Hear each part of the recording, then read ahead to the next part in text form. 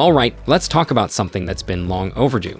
Samsung finally shaking things up with its Ultra series battery and charging game.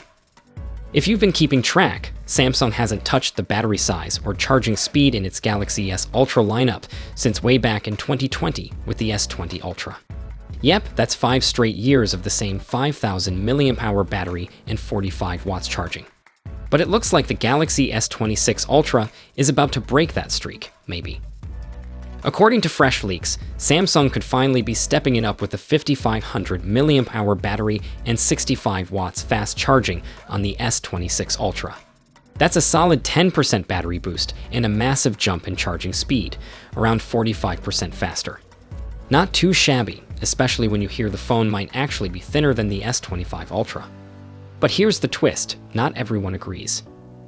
Leaker Chun is hyping the upgraded battery and charging, but the ever-reliable Ice Universe says Samsung's still sticking with the same old 5,000 mAh cell.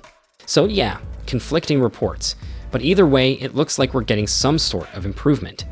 Personally, I'd love to see both a battery bump and faster charging, but knowing Samsung, they might just settle for one and call it a day.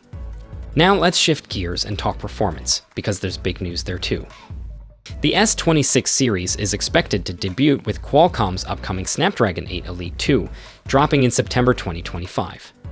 But Samsung being Samsung, they're reportedly getting a special for Galaxy version, just like we've seen in recent years.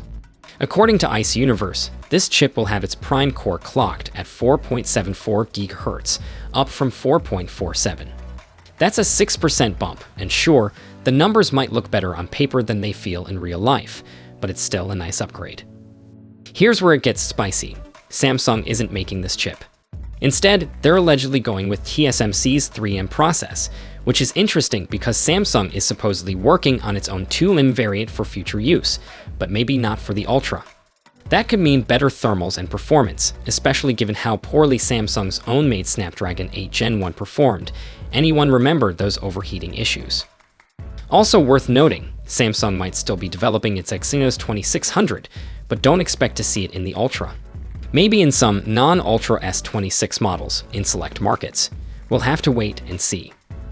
And finally, a quick design update. The S26 Ultra might come in under 8mm thick, down from the current 8.2mm. So, a little sleeker, but the real question is, will that slimmer body come at the cost of battery upgrades? Let's hope not. So, what's your take? Would you rather have a slightly thinner phone or a beefwire battery with faster charging? Let me know in the comments below. And if you found this interesting, make sure to hit that like button and subscribe for more Galaxy S26 coverage as the leaks keep coming. Catch you in the next one. Stay safe and stay hyped.